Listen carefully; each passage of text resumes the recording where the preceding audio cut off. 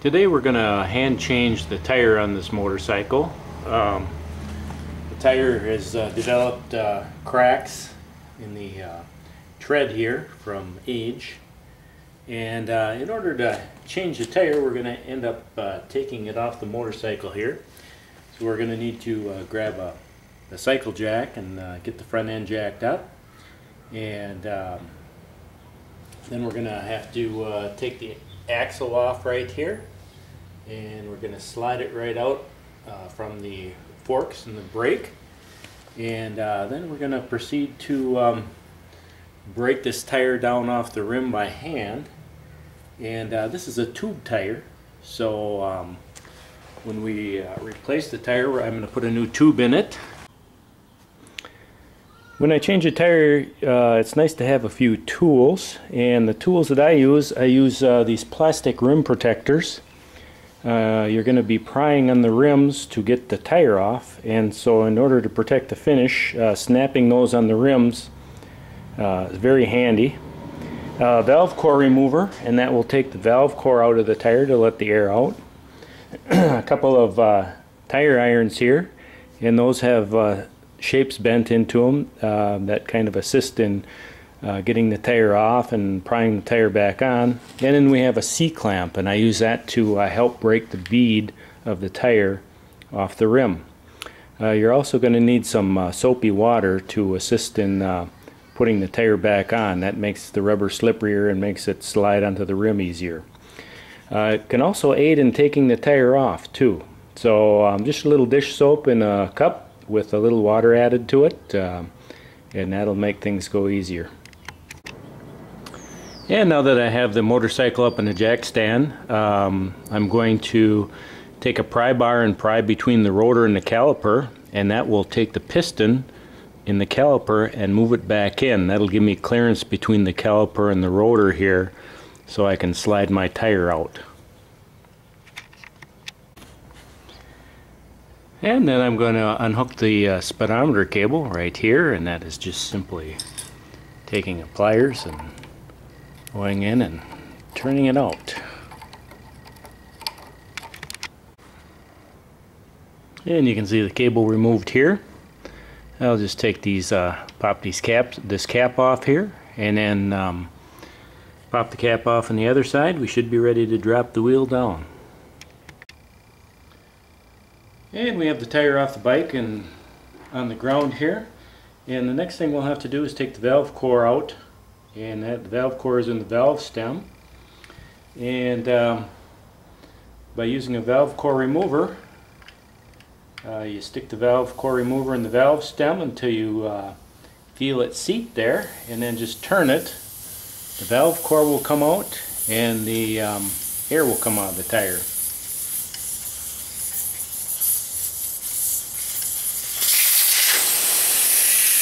Make sure you hold on to the valve core so it doesn't go sailing across the floor. The next thing that we have to do is break the bead.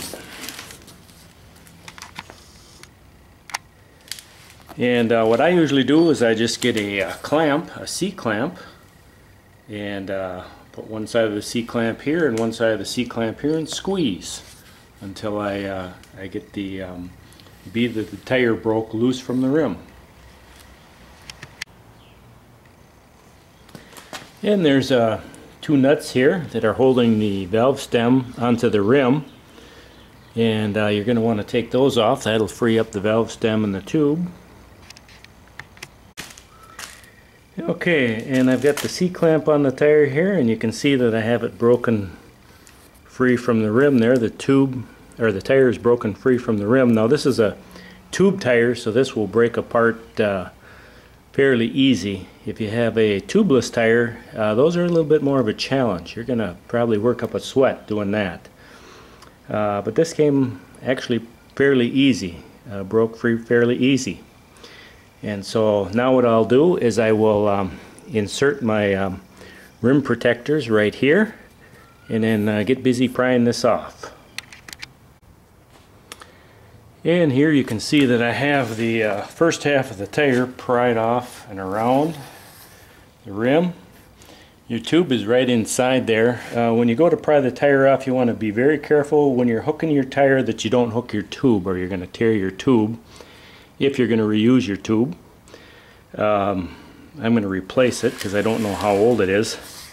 You can see on this side here that the tire is moved away from the rim here. Then what we're going to have to do is we're going to come in and we're going to pry from the inside bead and pry this tire off the rim on this side right here. And we have the tire separated from the rim now. You can see the tube inside the tire here. And on the rim they have, on a tube type tire, they have a piece of rubber going around the rim. What I'm going to do is, there's a little rust started here. I'll clean that up a little bit and then get the new tire ready to put on. And I just went around the rim with this Scotch-Brite here and just kind of knocked down all the rust. This is an older rim, so I inspected the rim too to make sure there was the integrity of the rim was going to be okay, and it certainly is. So now it's time to get the tire and tube ready. Now the tire I'm going to be putting on is a tubeless tire, and I checked the manufacturer's website and they said that it was okay to use a tube in their tubeless tire, so that's what I'm going to do. When you get your tire, there's two things that you want to look for. This little yellow dot here that you see, they want you to put that little yellow dot where the valve stem comes through. And then you also want to make sure that the tire that you have, if the tire that you have is directional, there will be an arrow pointing in the direction of rotation. And so when you mount your tire in your rim, you want your direction of rotation, you want the tire rotating in the right direction. If you mess up there, you got to take it back off. So make sure you pay attention to what you're doing there. Then the next thing I do is I put my tube inside the tire here, and then I will inflate the tube to expand the tube into the tire, and then I'll let the air back out. You'll notice here that I have the valve stem on the dot. And you can see here I have the tube in the tire, and I have the tube inflated, and now I'll let the air out. One thing to remember when you're putting a tube type tire on is you don't want to twist the tube. And that was the reason that I inflated the tube with air, is that takes the tube and kind of seats the tube inside the tire, takes any twists out. And then you're going to want to let the air out, because obviously if you try to put a tire on with air in the tube, it's not going to go real well. Okay, so the next thing I'm going to do is I am going to lubricate the tire with a soapy water solution. So now before I put the tire on, I've got a little soap in a dish with a little water mixed into it. That'll make the tire a little slipperier. Don't be taking your best Sunday china out of the house unless you're single, because that could create a problem all in itself. But anyway, we'll get to it and see what happens. By now I'm sweating like crazy, but I did get the tire pried on.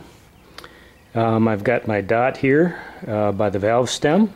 Good time to check your spoke protector here. Make sure the hole is right by the rim here where the valve stem goes through. And now I'm going to use a little soap, lube up the other side, and pry the other side of the tire on after I get my valve stem started through the rim here. And the one thing that you want to be careful of here is do not pinch your tube between the spoon and the rim, or between the tire and the rim, or any place that you can possibly tear it. This is where you have to be careful now. And now I have the tire mounted to the rim. What I'm going to do next is I'm going to put air in the tire and seat the tire to the rim, and then I'm going to let the air back out.